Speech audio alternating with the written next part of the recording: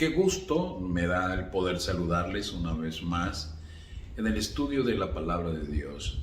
Recuerden, estamos en la serie titulada Roma y ahora estamos en el episodio número 4. Poco a poco nos hemos ido adentrando y conociendo más en detalle el plan, el propósito maestro de Dios para este mundo, en donde Roma tiene un lugar muy especial.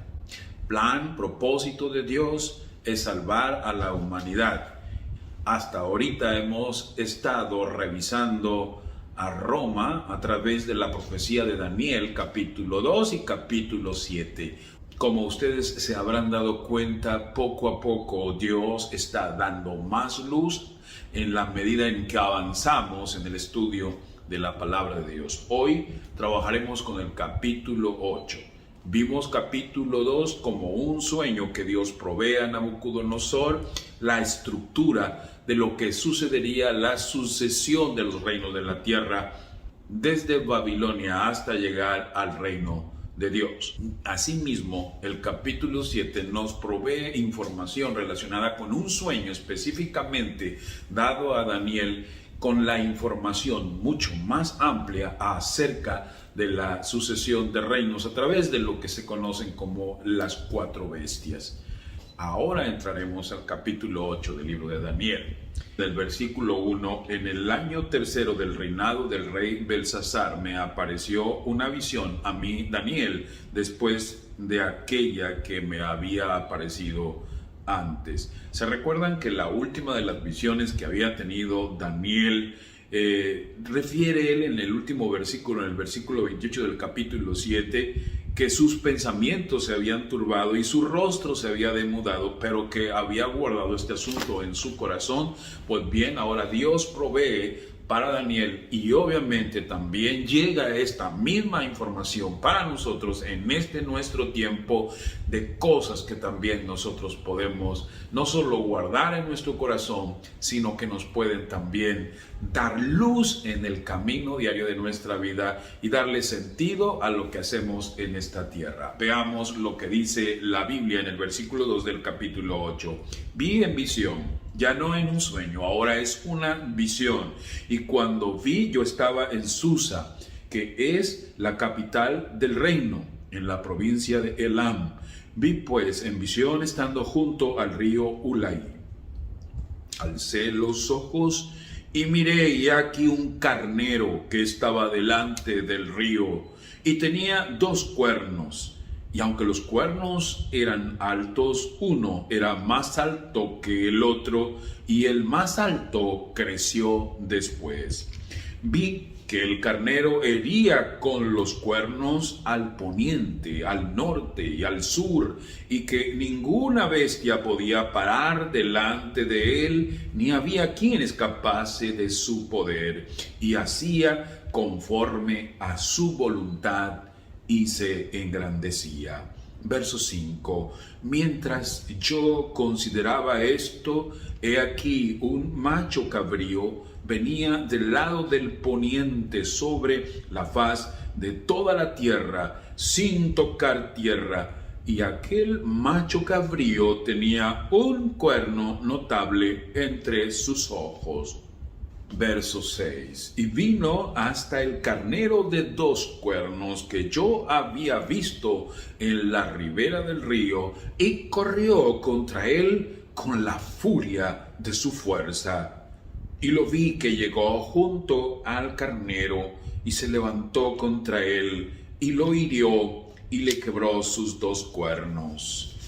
Y el carnero no tenía fuerzas para pararse delante de él, y lo derribó, por tanto, en tierra, y lo pisoteó, y no hubo quien librase al carnero de su poder. Verso 8. Y el macho cabrío se engrandeció sobremanera, pero estando en su mayor fuerza, aquel gran cuerno fue quebrado, y en su lugar salieron otros 4 cuernos notables hacia los 4 vientos del cielo. Y de uno de ellos salió un cuerno pequeño que creció mucho al sur, y al oriente y hacia la tierra gloriosa. Y se engrandeció hasta el ejército del cielo, y parte del ejército y de las estrellas echó por tierra y las pisoteó. Aún se engrandeció contra el príncipe de los ejércitos, y por él fue quitado el continuo sacrificio, y el lugar de su santuario fue echado por tierra. Y a causa de la prevaricación le fue entregado el ejército junto con el continuo sacrificio, y echó por tierra la verdad, e hizo cuanto quiso y prosperó. Nos dice la Biblia en el versículo 16: se oyó una voz de hombre entre las riberas de Ulaí que gritó y dijo: Gabriel, enseña a este la visión. Vino luego cerca de donde yo estaba. Con su venida me asombré y me postré sobre mi rostro. Pero él me dijo: entiende, hijo de hombre, porque la visión es para el tiempo del fin. Mientras Gabriel hablaba conmigo, caí dormido en tierra sobre mi rostro, y él me tocó y me hizo estar en pie. Y dijo: he aquí, yo te enseñaré lo que ha de venir al fin de la ira, porque eso es para el tiempo del fin. Vino el ángel Gabriel para enseñarle a Daniel, para mostrarle a Daniel el plan de Dios para el tiempo del fin. Dijo: yo te enseñaré. ¿Estamos listos para escuchar la voz de Dios? ¿Estamos listos para entender cómo es que Dios nos habla? ¿Cómo es que Dios busca que nosotros podamos estar preparados? Bien dice la palabra del Señor en 2 de Pedro capítulo 1, verso 19. Tenemos también la palabra profética más segura, a la cual hacéis bien en estar atentos como a una antorcha que alumbra en lugar oscuro, hasta que el día esclarezca y el lucero de la mañana salga en vuestros corazones. Seguramente el plan de Dios es no solamente iluminarnos el camino hasta el tiempo del fin, sino también permitir que el lucero de la mañana, que Jesús, pueda resplandecer en nuestros corazones. Necesitamos sentarnos a los pies del Señor para escuchar su mensaje a través de la palabra de Dios, que nos vaya guiando e iluminando a fin de que nuestras decisiones sean tomadas correctamente y podamos ser, número 1, de Jesucristo, número 2, ser amados de Dios, y como lo hemos aprendido hasta hoy, ser los santos del Señor, los santos del Altísimo. Y ahora Gabriel enseña a Daniel y le dice: en cuanto al carnero que vistes, que tenía 2 cuernos, estos son los reyes de Media y de Persia. Así, directamente, de manera sencilla. Y ustedes recordarán que en la profecía de Daniel 2, los reyes de Media y de Persia representaban los pechos y los brazos de plata. Y en el capítulo 7 de Daniel representa a ese oso que tenía 3 costillas en sus dientes y que de un lado estaba más alto que del otro. Ahora específicamente Gabriel le dice: esto representa a los reyes de Media y de Persia. Y el macho cabrillo es el rey de Grecia, y el cuerno grande que tenía entre sus ojos es el rey primero. Y en cuanto al cuerno que fue quebrado, y sucedieron 4 en su lugar, significa que 4 reinos se levantarán en esa nación. Y ahora prosigue diciendo en el verso 21, el macho cabrío es el rey de Grecia, Alejandro el Magno, ¿se recuerdan? Y el cuerno grande que tenía entre sus ojos es el rey primero, de él estamos hablando, de Alejandro Magno, de Alejandro el Grande. Y en cuanto al cuerno que fue quebrado, el mismo que murió a los 33 años, embriagado por el alcohol, sucedieron 4 en su lugar. Lo veíamos cuando hablábamos de la tercera bestia, que era el leopardo con 4 alas y 4 cabezas. Aquí está hablándonos acerca de estos 4 poderes. Cuerno en la palabra profética significa poder o reyes. 4 en su lugar significa que 4 reinos se levantarán de esta nación, aunque no con la fuerza de él. Estamos hablando de esos 4 generales que sucedieron, pero no con la fuerza de Alejandro el Magno: Ptolomeo, Casandro, Lisímaco y Seleuco. Y al fin, dice el verso 29, del reinado de estos, cuando los transgresores lleguen al colmo, se levantará un rey altivo de rostro y entendido en enigmas, y su poder se fortalecerá, mas no con fuerza propia, y causará grandes ruinas y prosperará, y hará arbitrariamente, y destruirá a los fuertes y al pueblo de los santos.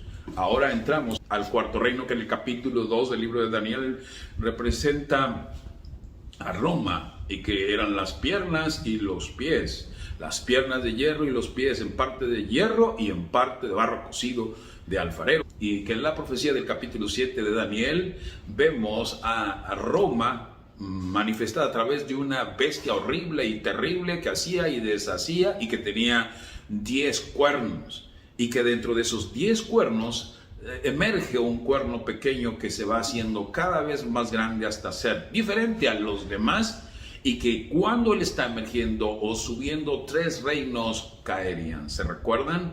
Esto representa a Roma en sus 2 fases, decíamos, la fase imperial y luego la fase que sería la Roma papal. Ahora veamos este aspecto de Roma.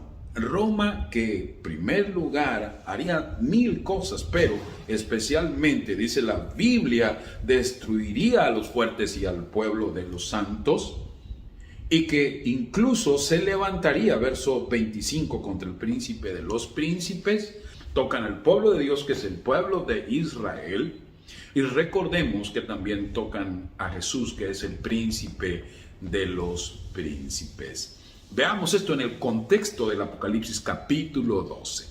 El verso 1: aparece en el cielo una gran señal, una mujer vestida del sol, con la luna debajo de sus pies y sobre su cabeza una corona de 12 estrellas. En la palabra de Dios, hablar de una mujer generalmente es hablar de la iglesia que puede ser la iglesia de Dios o la iglesia del enemigo, la iglesia de Satanás. Ahora podemos nosotros entender que se trata de la iglesia de Dios, del pueblo de Dios. Dice la Biblia que estando encinta clamaba con dolores de parto en la angustia del alumbramiento.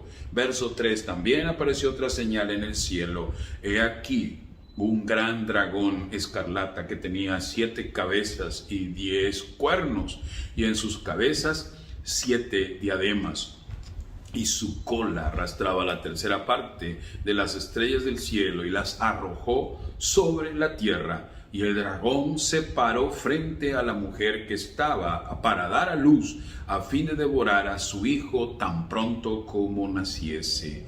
Y ella dio a luz un hijo varón que regirá con vara de hierros a todas las naciones, y su hijo fue arrebatado para Dios y para su trono. No es difícil entender quién es este dragón escarlata que tiene 7 cabezas y 10 cuernos.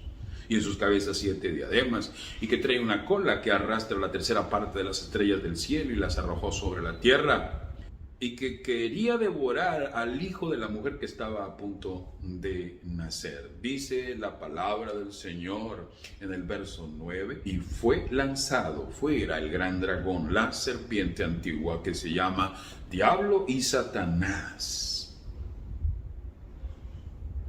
el cual engaña al mundo entero. Fue arrojado a la tierra, y sus ángeles fueron arrojados con él. Ese dragón escarlata representa al diablo, representa a Satanás. ¿Y qué hizo Satanás cuando Jesús nació en tiempos del Imperio Romano? Pues utilizó al rey Herodes, si ustedes se acuerdan, para mandar a matar al niño Jesús en su pueblo de Belén. Cuando llegaron los magos, cuando llegaron los sabios de Oriente y buscando a Jesús para adorarle, el rey Herodes hizo una estrategia para acabar con ese que decían que iba a ser el rey de los judíos, el Mesías prometido. Y dice la palabra del Señor en los evangelios que Herodes mandó a matar a todos los niños de Belén de 2 años para abajo. ¿Qué poder estaba detrás de los imperios que perseguían, que mataban, que destruían?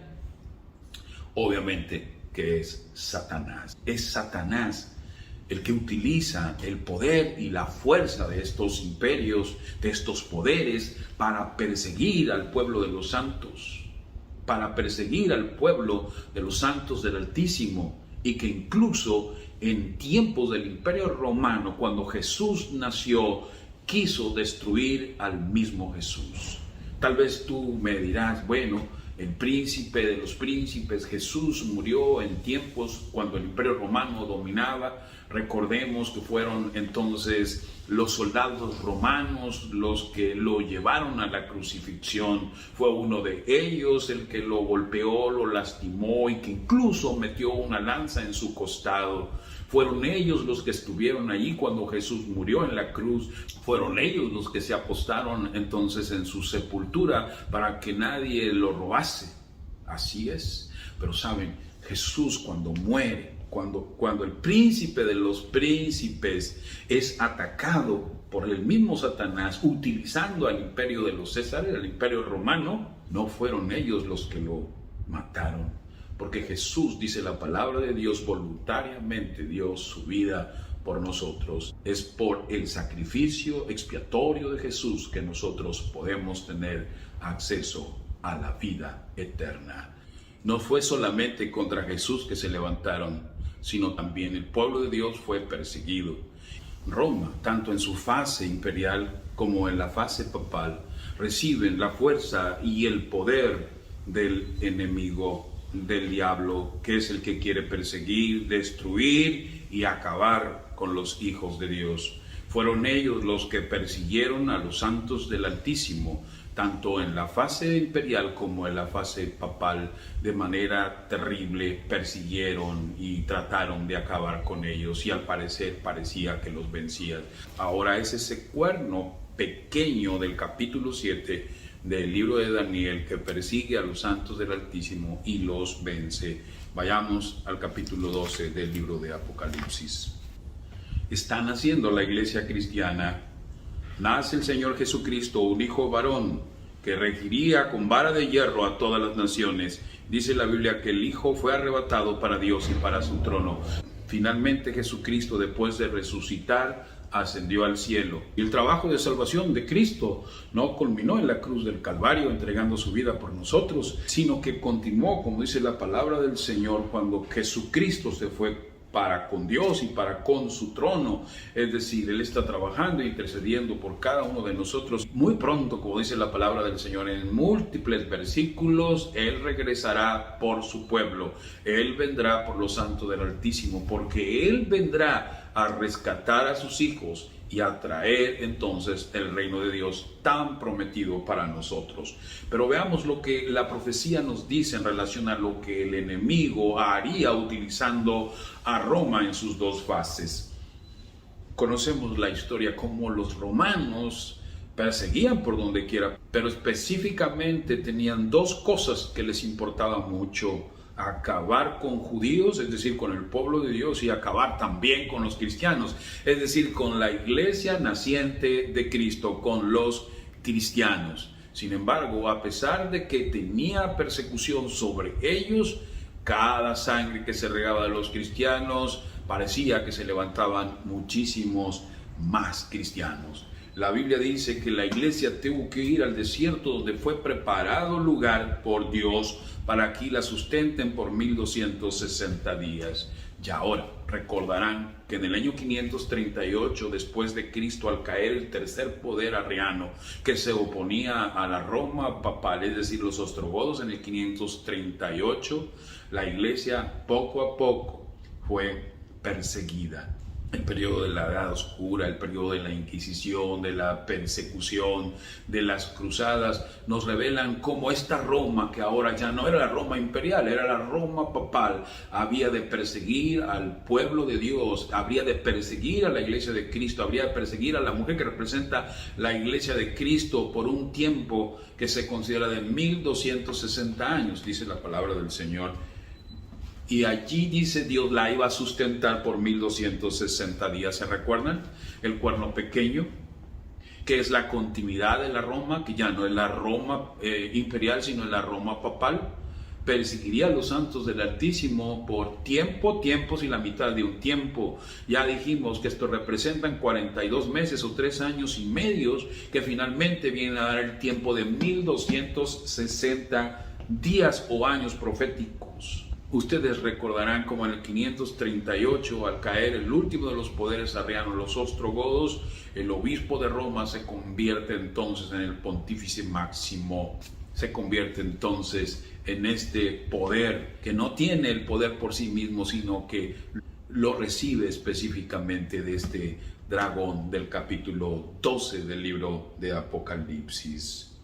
Así es, amigos, el capítulo 12 del versículo 13 nos dice: y cuando vio el dragón que había sido arrojado a la tierra, persiguió a la mujer que había dado a luz al hijo varón, y se le dieron a la mujer las 2 alas de gran águila para que volase delante de la serpiente al desierto. Si cada vez que Roma perseguía a los cristianos y al pueblo de Dios, cada vez que la Roma papal perseguía a los hijos de Dios, era sin lugar a dudas este dragón, la serpiente antigua. Es el poder que utiliza a los seres humanos para perseguir a los hijos de Dios. Pero Dios tiene el poder de sustentar, de apoyar, de ayudar a su pueblo, a sus hijos, a los santos del Altísimo. Dice la Biblia, se les dieron a la mujer las 2 alas de gran águila para que volase delante de la serpiente al desierto, a su lugar donde es sustentada por un tiempo, tiempos y la mitad de un tiempo. El tiempo que las Escrituras mencionan que gobernaría el cuerno pequeño, la Roma papal, que perseguiría y vencería a los santos del Altísimo. Así aparentaría, pero la Biblia nos habla del gran poder de Dios para ayudar, para sustentar, para proveer a su pueblo y a sus hijos ayuda idónea. Dice el verso 15: y la serpiente arrojó de su boca tras la mujer agua como un río, para que fuese arrastrada por el río. Pero la tierra ayudó a la mujer, pues la tierra abrió su boca y tragó el río que el dragón había echado de su boca. El enemigo tiene mucho poder, el dragón tiene mucho poder, la serpiente tiene mucha astucia, pero tú y yo, hijos de Dios, de Jesucristo, amados de Dios, los santos del Altísimo, tenemos la ayuda idónea, tenemos la protección de Dios. Dios es mucho más que Satanás, Dios es mucho más que el Imperio Romano, Dios es mucho más que la persecución del poder de Roma papal.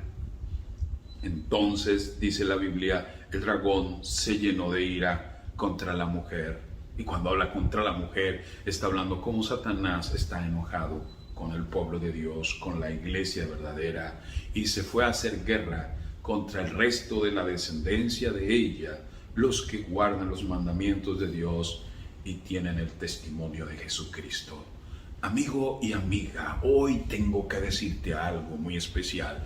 Nosotros que vivimos en el tiempo del fin, sobre todo porque estamos a la luz de la profecía en los dedos de la gran imagen, porque estamos de acuerdo a lo que la profecía del capítulo 7 de Daniel nos dice, que estamos en la 4ª bestia con el cuerno pequeño. Nosotros que vivimos actualmente en este momento crucial de la historia de este mundo, no estamos en paz, estamos en guerra, y la guerra la tiene Satanás contra los hijos de Dios, los de Jesucristo, los santos del Altísimo, los amados de Dios. Dice la palabra del Señor que las características de quienes estén del lado de Dios, que sean los santos del Altísimo, es que guardan los mandamientos de Dios y tienen el testimonio de Jesucristo. Y es que Jesús mismo nos dijo en el Evangelio: si tú me amas, guarda mis mandamientos. Y si yo amo a Jesús, guardo sus mandamientos. Y eso no le gusta a Satanás, y obviamente perseguirá al pueblo que guarda los mandamientos de Dios. Y por otro lado, tiene el testimonio de Jesucristo. Estas dos características son señales inequívocas del pueblo de Dios de los últimos días, que están en guerra contra Satanás. Dice la palabra del Señor, hablando acerca del testimonio de Jesús en el capítulo 19, en el versículo 10. Juan dice: yo me postré a sus pies para adorarle, y él me dijo: mira, no lo hagas, yo soy consiervo tuyo y de tus hermanos que tienen el testimonio de Jesús. Adora a Dios, porque el testimonio de Jesús es el espíritu de profecía. Amigos y amigas, estas dos características son importantes para reconocer al pueblo de Dios que va a ser perseguido por el enemigo en los últimos momentos de la historia de este mundo, tratando de obligarlos a que adoren a la bestia, tratando de obligarlos a que adoren al mismo Satanás. Obedecer a Dios, guardar sus mandamientos y tener la luz de la profecía que, como hasta ahora hemos visto, Dios tiene para nosotros, iluminando el camino, porque lo que Dios desea es que nosotros estemos seguros en sus manos y que el lucero de la mañana, que es Jesucristo, nazca en nuestros corazones. Mi pregunta es: ¿Jesús ya nació en tu corazón? Jesús está iluminando tu vida. Jesús le está dando sentido a tu vida. Jesús te está haciendo sentir amado de Dios. Jesús te está ayudando a vivir una vida perfecta de obediencia al Señor. No para salvarse, sino como una manifestación de agradecimiento, de gratitud y de amor a aquel que dio su vida por mí. Si yo lo amo, guardo sus mandamientos. Y el Señor provee para mí luz a través de las profecías, a través del esclarecimiento del futuro, como lo hemos visto hasta ahora, tanto en el libro de Daniel como en el libro de Apocalipsis. Y finalmente, quisiera mostrarte un versículo más que se encuentra en el libro de Apocalipsis, capítulo 14, verso 12, donde se describe la paciencia de los santos. Muy interesante. Lo hemos estudiado hasta este momento. Los que guardan los mandamientos de Dios y la fe de Jesús. Ahora se agrega un elemento más a las características que debes de tener como parte del pueblo de Dios.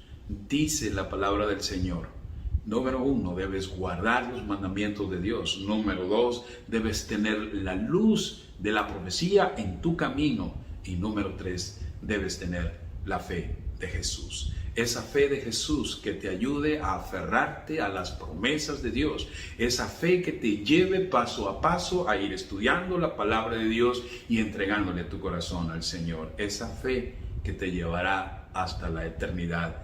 Esa fe maravillosa que solamente proviene del encuentro constante, continuo y diario de la armónica relación que podemos tener con nuestro Señor Jesucristo. Si te agradó este video y consideras que puede ser útil a otros, comparte. Por favor, suscríbete a mi canal y activa la campanita para recibir notificaciones de nuevos videos.